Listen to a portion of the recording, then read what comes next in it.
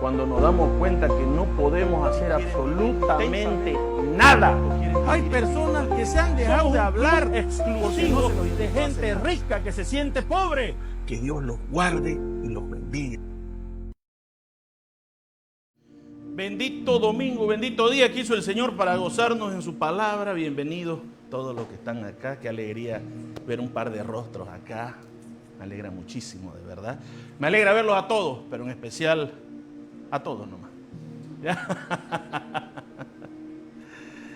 Glorioso Señor que nos permite estar un domingo más extendiendo su reino mediante su palabra. Yo quiero empezar con una pequeña historia sobre un padre que sentía que quería heredar a sus hijos en vida. Y para él su propiedad más valiosa era una quinta. Era una finca que él tenía. Y él tenía 4 hijos y le pide que cada uno visite la finca en una estación diferente para que vean cómo administrarla, para que puedan nutrirse de cómo llevar adelante esa finca, de hacerla productiva. El mayor primero visita la finca en invierno, ¿ya? Y cuando regresa le dice a su padre todo desanimado: no, ese es un lugar desolado, le dice, es frío, no hay nada que valga la pena ahí. Yo no entiendo por qué querés que yo administre esa propiedad. El segundo va en verano y lo mismo, no, hace demasiado calor, la tierra está partida de seca, no hay ni sombra, es hasta difícil vivir con el calor que hace ahí. El tercero va en otoño y dice, la verdad es que es un lugar melancólico, los árboles están desnudos, no, es un paisaje lúgubre, no sé, no, más bien parece que es el fin de algo esto, se deberías venderla.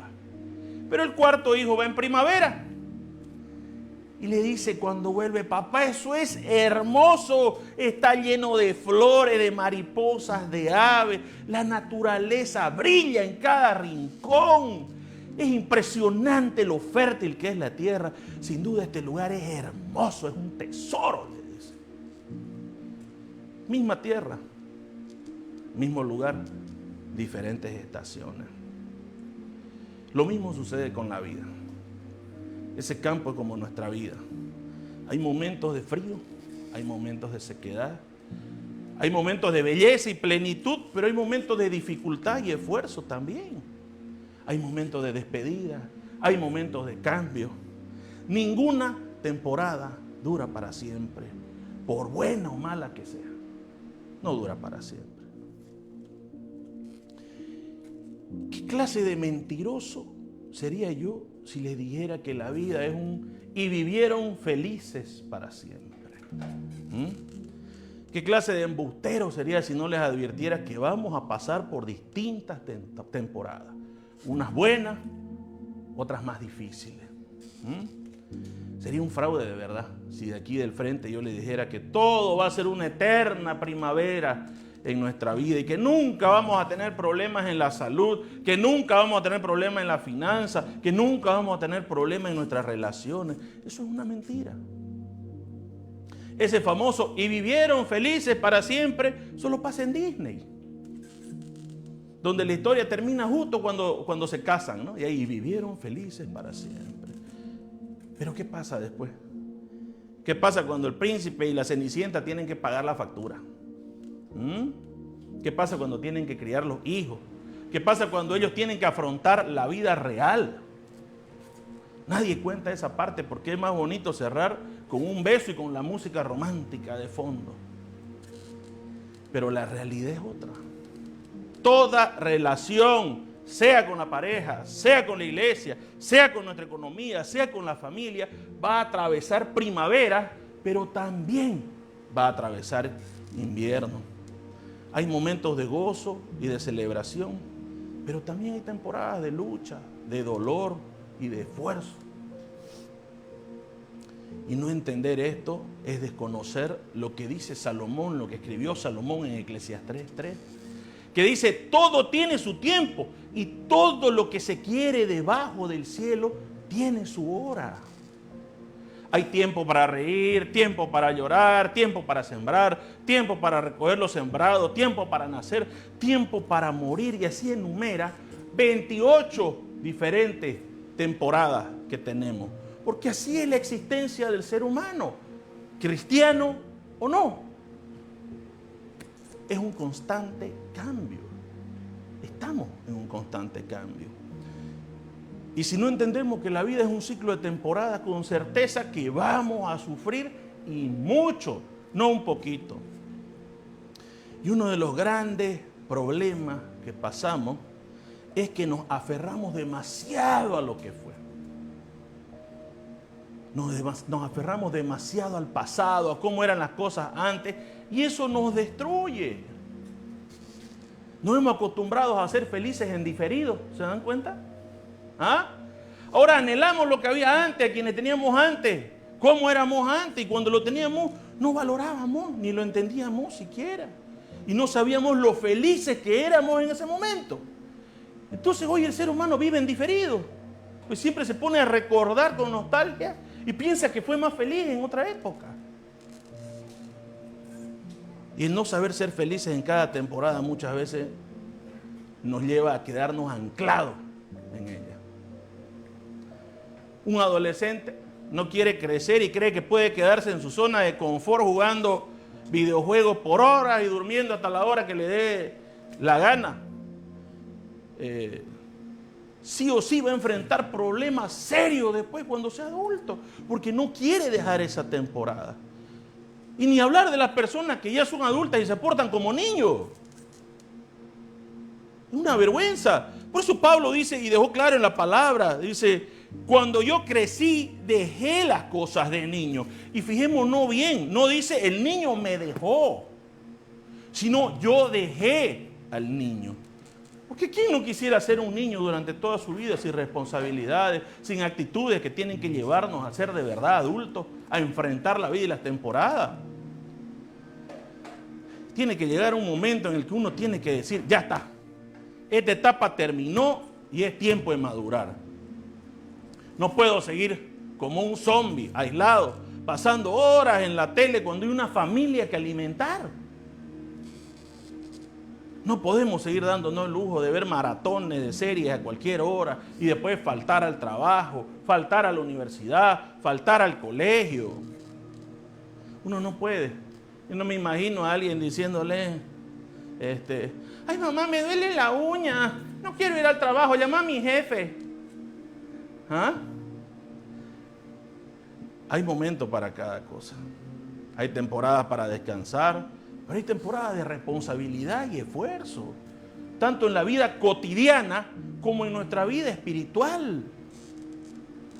Tal vez en el pasado hemos tenido una buena temporada económica y ahora nos toca una más difícil. Tal vez antes todo era más fácil y ahora sentimos que cada cosa cuesta el doble. ¿Es un castigo? Claro que no es un castigo, es una nueva temporada. Y así mismo pasa a veces en nuestras relaciones. A veces el inicio de una relación es hermoso, es todo emoción, es novedad, es ilusión. Pero cuando llegan las responsabilidades, cuando llegan los desafíos, las facturas por pagar, las decisiones difíciles que hacer, ahí es cuando muchos empiezan a decirse o a dudar, ¿por qué me casé con esta loca? ¿Qué estaba pensando para meterme con este vago inmaduro? Ay, si cuando éramos cortejos me llevaba a bolichear, me llevaba a cenar, todo era hermoso. ¿Cómo me dejé embaucar por este mentiroso? Claro, cuando era mi corteja todo era gordito aquí, gordito allá, gordito de mocho. Ahora escuchame, gordo de porquería. ¿Ah? El problema es que no hemos sabido abrazar una nueva temporada. No hemos madurado y no hemos aferrado a una temporada de nuestra vida que ya no está. Ya no estamos en la fase del enamoramiento, ahora estamos en la fase de construir, de enfrentar la vida juntos, de remar en equipo, de que cada uno se ponga la camiseta. Y con ello no quiero decir que uno no pueda tener un tiempo de calidad con su pareja, obviamente. Uno puede salir a cenar, puede tomarse su vinito. Claro que podemos. Pero eso ya no tiene que ser la regla, no tiene que ser la constante. De que todo el tiempo vivamos en una joda interminable como si fuera carnaval los 365 días del año. Y lo mismo pasa con nuestra relación con el dinero. La mayoría de nosotros ha tenido una relación totalmente disfuncional con la plata. Hemos tenido una relación tóxica con nuestra economía. Uno le hemos malgastado y por otro lado a otro la pobreza no se le ha ido con el dinero. Mis hermanos, si nuestra felicidad depende de que siempre sea primavera en todos los aspectos de nuestra vida, estamos en problemas, en serios problemas, porque nos hemos vuelto esclavos de las situaciones. Y cuando llegue el invierno, nos vamos a frustrar, nos vamos a amargar y vamos a ver la vida como un sufrimiento constante si no sabemos abrazar esa nueva temporada. El problema no es la temporada que estamos viviendo. El problema es la perspectiva con la que la estamos enfrentando. Ya yo les he dicho antes, un par de domingos atrás, que la cercanía o la distancia o la lejanía alteran la perspectiva. Cuando nos alejamos de Dios, empezamos a ver los problemas como gigantes y a Dios como si fuera pequeñito. Y tal vez hoy estamos viviendo un invierno en nuestro matrimonio, tal vez estamos viviendo un invierno en nuestra economía, tal vez sentimos que estamos en un otoño donde todo parece sin esperanza, sin vida, que tenemos todo pero nada nos llena. Y en ese punto muchas veces uno tiene ganas de renunciar a todo. Renunciar al matrimonio, renunciar a los proyectos, renunciar al llamado, renunciar a los sueños. Porque no hay nada más peligroso que una vida sin propósito. No hay nada más peligroso que una vida anclada en una estación. Y yo sé que a veces el invierno es tan fuerte que no vemos salida. Lo sé, lo entiendo, porque yo mismo lo he sentido muchísimas veces. Y yo sé que desgasta al punto que uno quiere renunciar a todo. Algunos incluso renunciar a su vida. ¿Qué es el suicidio? Sino una respuesta a una vida totalmente sin propósito. Pero escúchenme una cosa y grábenselo bien. La temporada no es lo importante.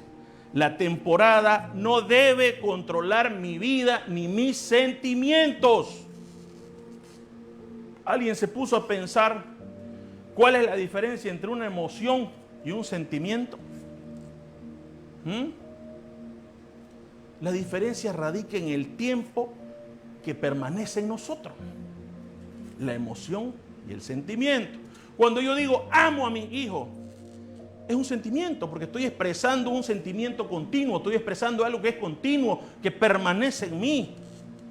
Pero cuando digo estoy molesto porque las cosas no van bien, es una emoción. Estamos describiendo una emoción que por su naturaleza debería ser pasajera. Pero si permitimos que esa emoción persista y se enraíce en nuestro corazón, vamos a correr el riesgo de convertir una emoción en un sentimiento.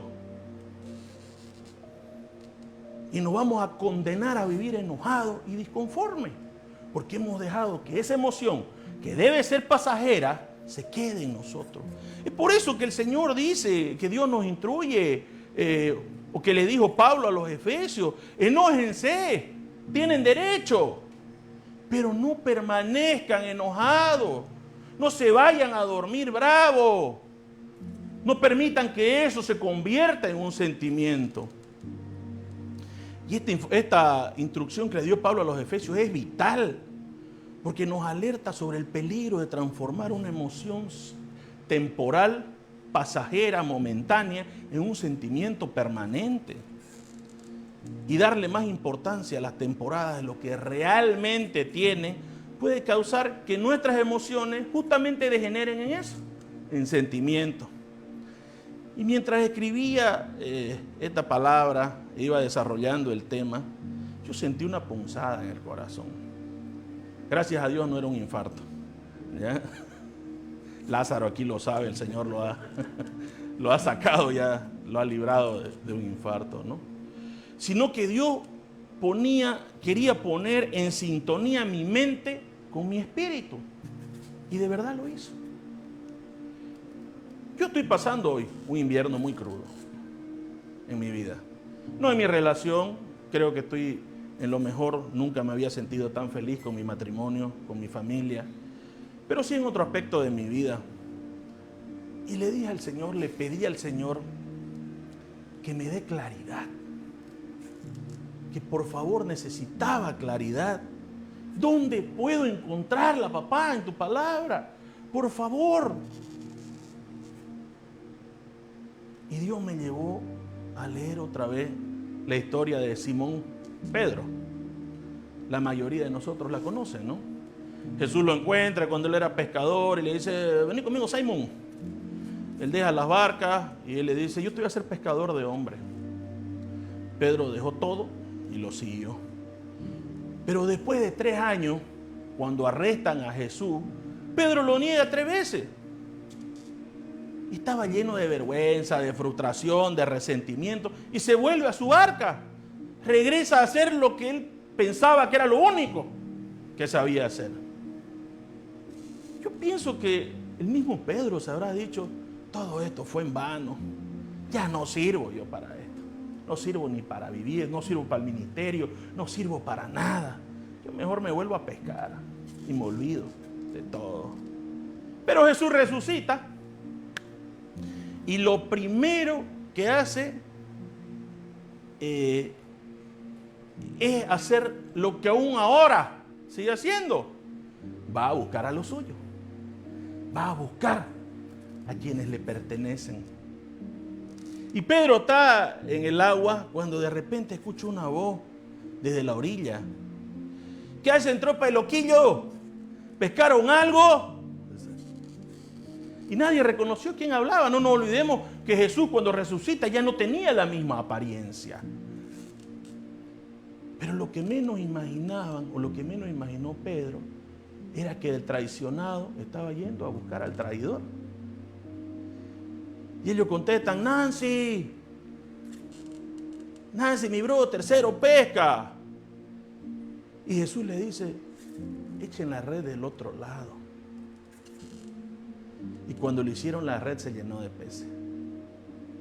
Y Pedro en ese mismo instante supo quién era que estaba en la orilla. Reconoció ese milagro, esa impronta, esa firma que tenía Jesús. Se baja a carrera y corre hacia él. Y Jesús ya lo estaba esperando con el desayuno listo.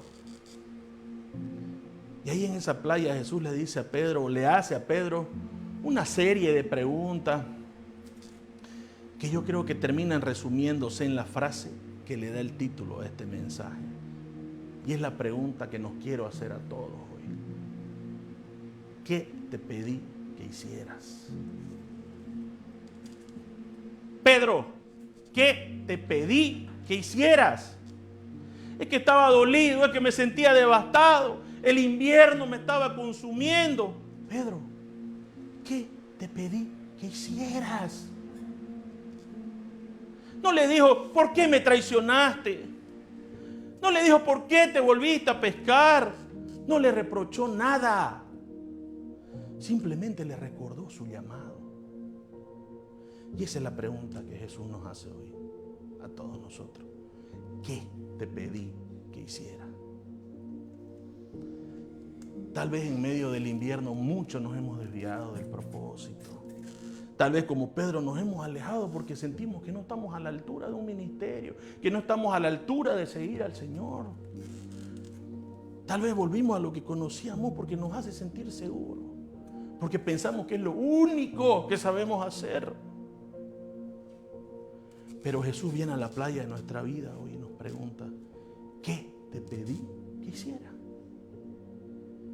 Y si no sabemos qué hacer, no tenemos por qué movernos con ansiedad y con rapidez. No tenemos que tomar decisiones precipitadas. Y principalmente no tenemos que desesperarnos. ¿Y entonces qué hacemos? Debemos esperar oír su voz. Porque Él siempre viene. Jesús siempre va a venir. Él siempre nos pregunta cómo estamos. Y siempre nos dice dónde lanzar la red. Él jamás nos va a dejar solo. Él siempre aparece en acción. Ese es su modus operandi. Cuando más perdidos que estamos, ahí aparece Él. Y Dios se presenta para restaurarnos a nuestro llamado original. Y nos pregunta, ¿qué te pedí que hiciera? Pedro, ¿recordás lo que te dije, lo que te pedí que hiciera? Quizás ahora no estemos en el mismo lugar geográfico de aquel primer llamado, cuando recibimos aquel primer llamado. Tal vez las personas que nos rodean ahora son totalmente diferentes a las que conocíamos de aquel entonces. Algunos hemos tenido que dejar atrás amistades, cambiar de país, como la mayoría de los que estamos aquí, o incluso cambiar de ministerio. Dios cambió nuestro entorno, es verdad. Pero hay algo que nunca va a cambiar. ¿Qué nos pidió que hiciéramos? Los países pueden cambiar, las estaciones pueden variar, pero la zarza ardiente y la voz que emana de esa zarza son inmutables. Si Dios nos llamó a hacer algo, Él va a persistir día tras día mientras caminemos de este lado del sol. Si Dios nos proclamó libertadores como a Moisés, vamos a morir siendo libertadores. Si nos dijo que seríamos conquistadores como David, así va a ser. Ese llamado no se va a extinguir jamás. Por eso insisto, ¿qué te pidió? ¿Qué te pedí o qué te pidió que hiciera? Perdón. Qué pregunta más desafiante, ¿no? Cuando nos ponemos a pensarla. De verdad es desafiante. Pues siendo honestos, ¿cuántas veces nos hemos preguntado nosotros, ¿qué espera Dios de mí? ¿Ah? Ese encargo que Dios nos dio nunca cambia. Personalmente, la primera vez que leí las Escrituras, como a todos, me pareció tedioso.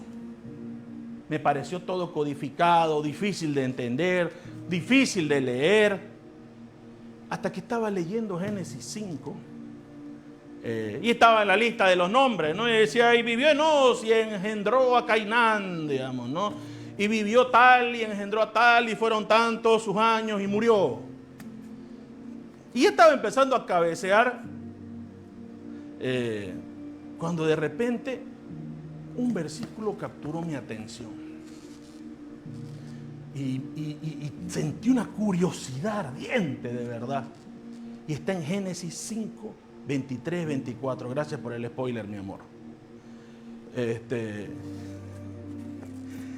Y dice, y fueron todos los días de Enoc 365 años. Caminó pues Enoc con Dios y desapareció porque le llevó Dios.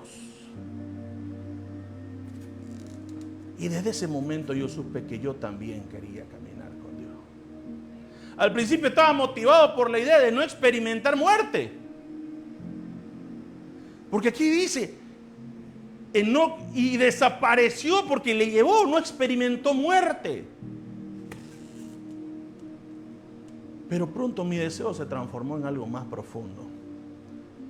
Y comprendí que no hay mejor compañía que la de Él. Caminar con Dios se ha convertido desde entonces en mi más grande anhelo. No por el miedo a la muerte ahora, sino por puro amor.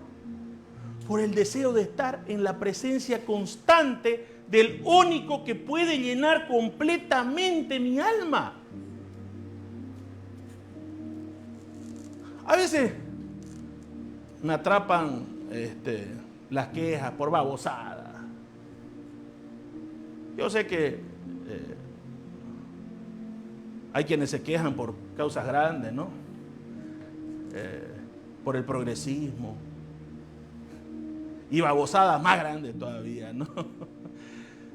los dilemas de las Naciones Unidas. Pero yo a menudo me quejo por trivialidades. Y cuando me invade la quejabanza, me esfuerzo por traer de nuevo el recuerdo de lo que realmente anhelaba aquella primera vez que leí la palabra. Quiero caminar con Dios. No quiero que sea mi historia y que sea la historia de Dios. Quiero forjar una historia conjunta con Él. Que Él use mi vida. Estas semanas han sido particularmente duras para mí. Muy duras. Gracias al Señor, Él me esfuerza y me ha dado el valor de estar parado aquí. Pero mi fe y mi paciencia se han visto confrontadas de verdad cada día últimamente. Y el pasado viernes, y mi familia lo sabe, intentaba escribir la prédica y no encontraba palabras. Y escribía y borraba, y escribía y borraba. Me había pasado el día lamentándome por todo. Y estaba de insoportable. Estaba agobiado por muchas cosas y estaba sumido en una tristeza. Entonces llamé a mi mamá, o mi mamá me llamó, no recuerdo. Y ella intercedió por mí. Llamé a mi pastor, al pastor Fernando. Y hablar con ellos hizo que resuene en mi corazón una vez más esta pregunta. ¿Qué te pedí que hicieras? ¿Qué me pidió Dios que hiciera?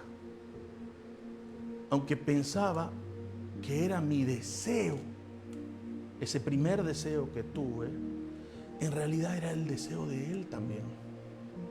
Me pidió que caminase con Él sin importar la estación en la que estaba viviendo. Yo no puedo caminar con Él solamente en primavera. Dios no puede ser para mí un Dios de estaciones. Tiene que ser una constante en mi vida. Y cuando entendí eso, solo ahí empezaron a fluir las palabras que estoy diciendo ahorita. Empezaron a fluir a mi mente, a mi corazón, y pude desarrollar lo que ahorita les estoy compartiendo. Yo, mis hermanos, voy a hablar desde el punto de vista personal. ¿Ya? Esto es personal, pero yo quiero decir que a mí Dios no me llamó a la riqueza, no me llamó a la fama, ni siquiera me llamó a la felicidad constante. Dios me llamó a caminar con Él. Todo lo demás, las bendiciones y las añadiduras, vendrán en las temporadas que Él considere prudente para mi vida. Porque estoy seguro que lo van a hacer.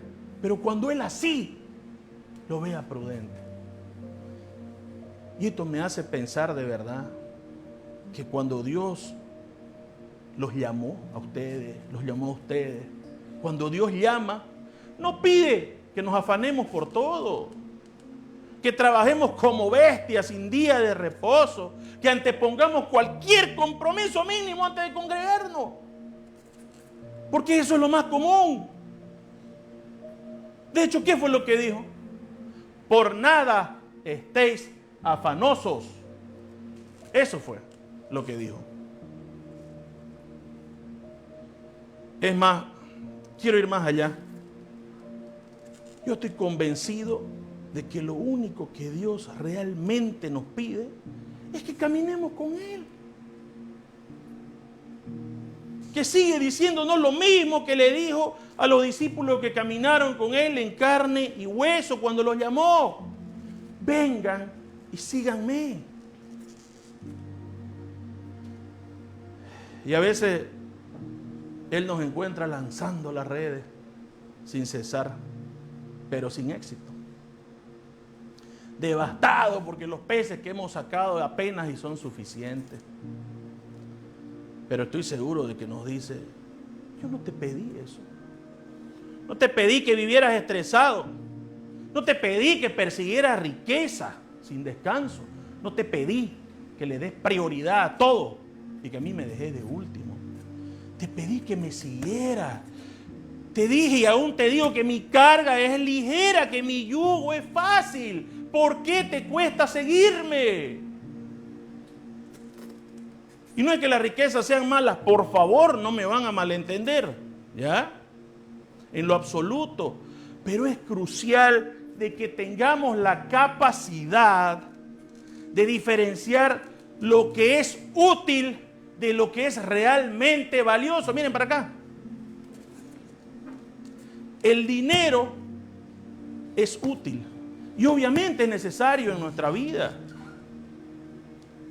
Una profesión, un trabajo, incluso un ministerio son útiles. Sin embargo, una relación genuina con Jesús es sumamente valiosa. El problema de lo útil, ¿ya? O el problema es que lo útil demanda mucho. Todo lo que es útil demanda demasiado de nosotros. Nos hace perder de vista lo valioso. Y pone en último lugar a las prioridades que verdaderamente son valiosas. Y perseguimos lo útil. Y sin darnos cuenta, construimos lo que nos identifica en base a lo que consideramos útil y no a lo que es valioso. Y con eso nos identificamos. Por eso Jesús nos pregunta una y otra vez, ¿qué te pedí que hicieras? Si tomamos nuestra identidad del ministerio, del trabajo, de la profesión, del título, o incluso si tomamos la identidad de otra persona, que por eso ahorita hay tantos influencers y que hacen tanto daño a la identidad de los adolescentes, incluso de personas adultas, entonces nuestra identidad no va a estar basada en Cristo. Y como consecuencia vamos a sufrir cuando llegue el invierno, cuando llegue el otoño. Por eso la pregunta crucial no es si debemos vivir enfocados en lo útil o en las añadiduras todo el tiempo, o si alguna vez vamos a ser bendecidos con abundancia. Esa no es la pregunta que tenemos que hacernos. La pregunta que tenemos que hacernos y que quiero que todos nos hagamos es, ¿no nos basta con Jesús? ¿En qué está anclada nuestra vida? ¿En lo que Él puede darnos? ¿En lo que esperamos que Él nos dé? ¿O en su presencia y su compañía? Si nuestras raíces están basadas en Cristo, vamos a poder atravesar cualquiera que sea la temporada con elegancia y vamos a decir, no importa, porque sé que esto también va a pasar. Con Cristo voy a donde sea, estoy con Cristo, camino con Él y Él es todo lo que necesito. Pero si andamos todo el tiempo disconformes, todo el tiempo sintiéndonos decepcionados de Él, porque no nos ha dado conforme a lo que sentimos que nos merecemos. Y nuestra única pregunta es la más común que tenemos. ¿Por qué? Porque Jesús nos va a responder con otra pregunta. ¿No le basta conmigo? ¿No soy suficiente? Hace un tiempo, poco tiempo, haciendo zapping en los reels de una red social, hubo una pregunta que la había escuchado antes, pero esta vez me llamó la atención. ¿Qué es más importante? ¿El viaje o el destino a donde uno va? ¿Qué piensan ustedes? Yo también pensaba que podía elegir entre esas dos opciones. Pero conforme Dios me fue revelando esta palabra, entendí algo más profundo de esa pregunta. Lo que realmente es importante no es ni el viaje ni el destino, es la compañía. ¿No les parece? Es con quién vamos lo importante. Y partiendo de esa idea, entonces debemos preguntarnos, ¿qué es más importante? ¿A dónde quiero ir? ¿Cómo quiero llegar? ¿O con quién estoy caminando para hacerlo? ¿Quién está a mi lado en ese viaje? ¿Quién es mi compañero en este viaje? Y es terrible cómo nos cuesta, y a mí me ha costado muchísimo entender que el no tener una vida anclada a Cristo produce una vida crisis de identidad devastadora en nosotros. Y hay una crisis global terrible de identidad ahora. Nunca debemos definir nuestra identidad por lo que hacemos o por lo que tenemos. Y perdonen que insista de verdad en esto. Pero lo hago porque si no somos conscientes de ello, el día que llegue el invierno a nuestro trabajo, que llegue el invierno a nuestra empresa, que llegue el invierno a nuestra finanza, a nuestra salud o a nuestras relaciones, vamos a perder todo el interés de caminar con Jesús. Porque nuestra identidad está anclada en lo que hacemos o en lo que tenemos. Y vamos a comenzar a dudar incluso de nosotros mismos. Y nos vamos a ver como fracasados. Y peor aún, vamos a vagar por la vida sin un propósito claro. Y lo he dicho y lo repito. No hay una vida más peligrosa que la que no lleva un propósito. Nuestra identidad verdaderamente no puede estar cimentada en cuanto tenemos. Porque va a llegar un momento en que si estamos bien económicamente vamos a decir, Dios es fiel. Pero si nos encontramos en número rojo, automáticamente vamos a sentir que Dios es infiel. Si gozamos de buena salud, mi Dios es sanador. Pero si nuestra salud se pone frágil, entonces vamos a pensar que Dios nos abandonó y que nos entregó a las manos de Satanás.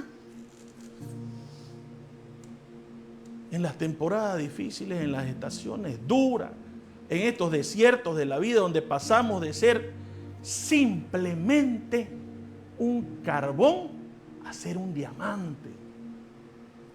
Por eso están las estaciones. Por eso hay una sola primavera y 3 estaciones que son un poco más duras para nuestra vida.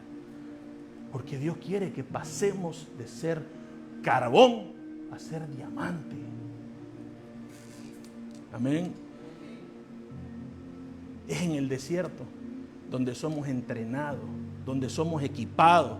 Fue en el desierto donde Juan el Bautista encontró su voz y desarrolló el ministerio. Fue en el desierto donde David perfeccionó sus habilidades y se volvió un conquistador.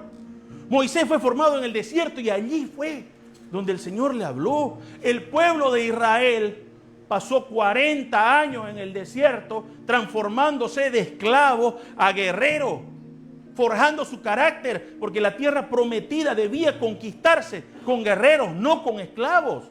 Fue en el desierto, y principalmente fue en el desierto donde Jesús obtuvo su primer victoria ante la tentación, la primer victoria contra Satanás.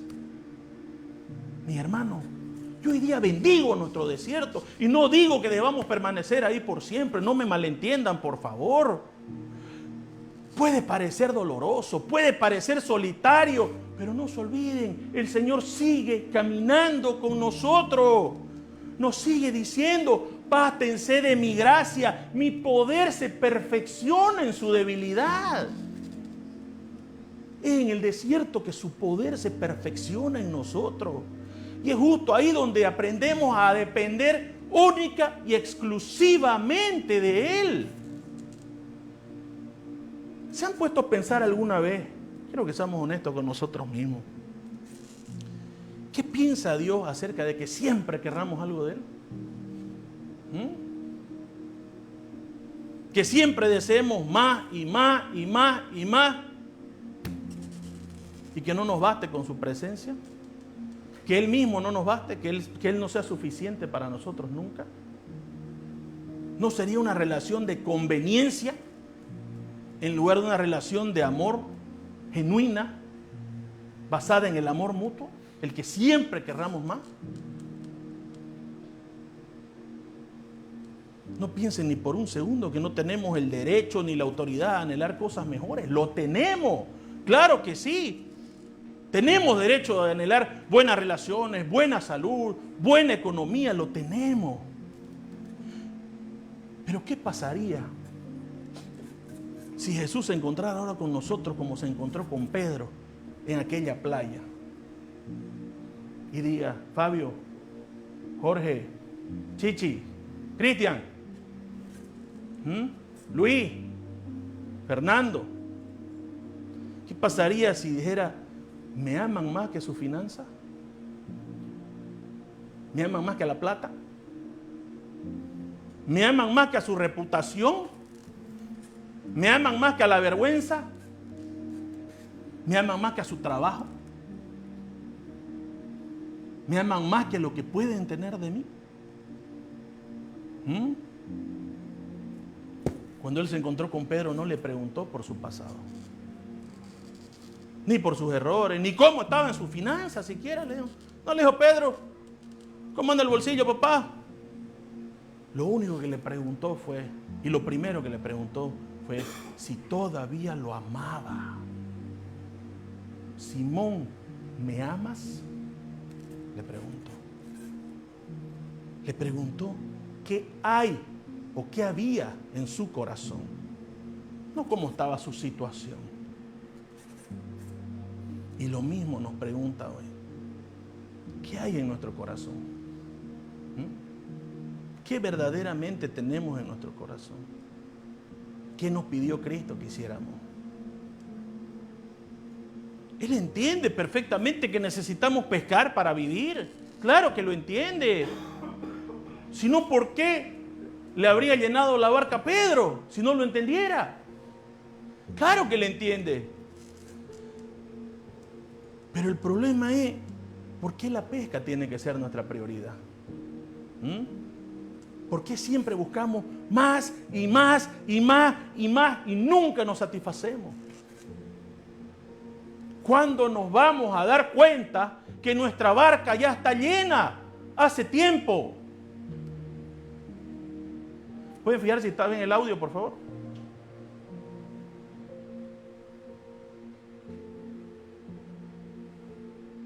Ok. ¿Me aman? Pregunta Jesús. Entonces, ¿por qué no pueden caminar conmigo realmente? ¿Por qué no confían en mi palabra? ¿Por qué sienten que con su fuerza pueden hacer más que con mi gracia? Mis hermanos, hoy quiero que nos hagamos unas preguntas muy serias. ¿Qué estamos haciendo cada uno de nosotros para extender el reino de Dios?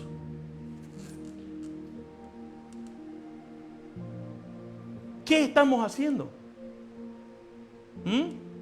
¿Qué he hecho yo la última semana para que el amor de Cristo entre en los corazones de aquellos que no lo conocen?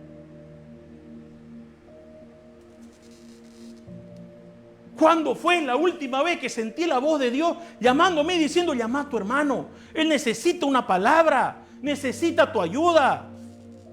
Y yo realmente respondí a ese llamado. Le di esa palabra de aliento. Y aún más, le ofrecí mi ayuda en todo lo que estuviera a mi alcance. Marcos 16:15 dice, id por todo el mundo y predicad el evangelio a toda criatura. Eso no se lo dice a alguno, nos lo dice a todos. No es solamente para el que está parado aquí, es para todos nosotros. Nuestro púlpito tiene que ser cada paso que dé nuestros pies. Eso es caminar con Jesús. Que podamos ser un canal de su amor, de su bendición, de su palabra. Mi hermano, quiero hacer una pregunta. ¿Cuán poco aprecio podemos tener a nuestra familia y amigos si sabiendo que la salvación y la restauración están en Cristo y aún así no se lo hagamos saber? ¿Cuán egoístas tenemos que ser para que no le prediquemos a la gente, que no extendamos el evangelio? Y el problema es que vivimos enfocados en lo que queremos de Dios y pocas veces nos preguntamos en qué quiere Dios de nosotros. ¿Qué quiere Dios de mí? Pensamos que es una relación unilateral. Él nos ama incondicionalmente, es cierto, pero eso no nos exime del llamado que hay en nosotros a caminar con Él y guiar a otros para que caminen con Él también. Mi hermano querido, hoy quisiera que el título de esta palabra lo guardemos en el corazón, que lo colguemos en nuestro cuello como un collar que nos despierte y nos saque del letargo cuando más lo necesitamos. ¿Qué te pedí que hicieras? Cuando Él nos llamó, fue con un propósito sencillo, pero profundo: amarlo, caminar con Él y cuidar de sus ovejas. Yo no necesito ser un pastor titulado para cuidar de las ovejas. Cada líder de familia, cada persona en su casa tiene que ser un pastor, tiene que ser un sacerdote. Cada amistad nuestra que se encuentre perdida nos llama a nosotros a ser un pastor con ellos. Eso es caminar con Jesús. Y no nos olvidemos de eso, mi hermano. De esto se trata y siempre se va a tratar, de nuestro compromiso con Cristo, de seguirlo fielmente y de servir a quienes Él ama. Porque a mí me ama tanto como lo ama Jorge, como lo ama María, como lo ama Teresa. Nos ama de igual forma a todos, sin importar la vida que hemos tenido, sin importar lo que hemos hecho, sin importar lo que estemos haciendo ahora, bueno o malo. Nos ama de la misma manera. Amén.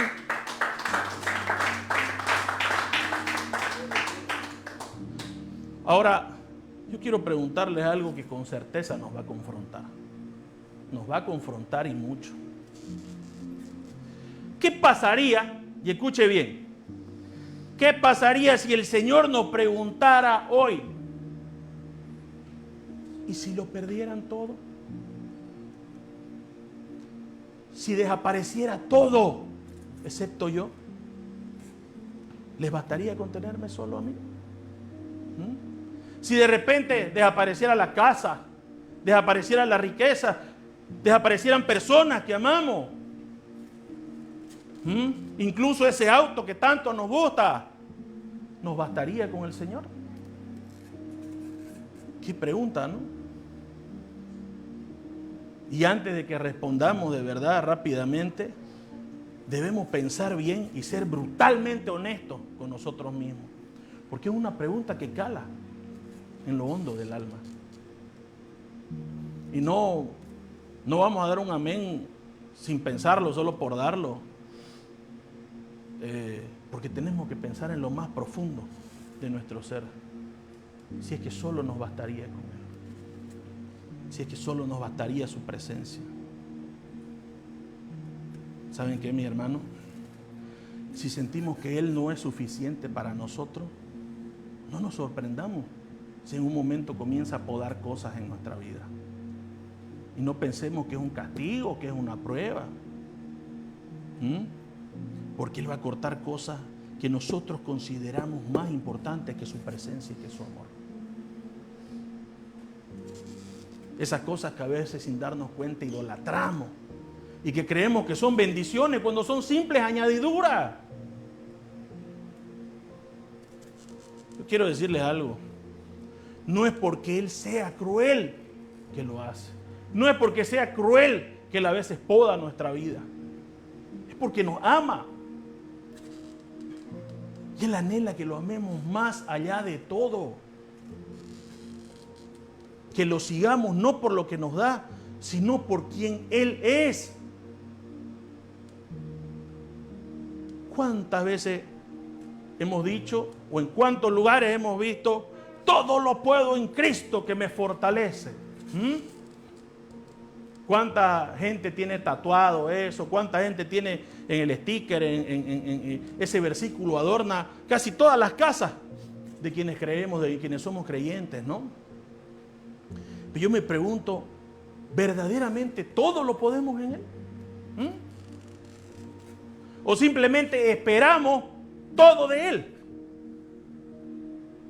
Esperamos vivir en una primavera siempre. Y no es que todo lo podamos en Cristo, sino que todo lo queremos de Él. ¿Cuántos de verdad conocen el contexto de todo lo puedo en Cristo que me fortalece? ¿Cuántos han leído Filipenses 12 y no solo Filipenses 13? Ponelo por favor, papá. Sé vivir humildemente y sé tener abundancia. En todo y por todo estoy enseñado, así para estar saciado como para tener hambre, así para tener abundancia como para padecer necesidad. Todo lo puedo en Cristo que me fortalece.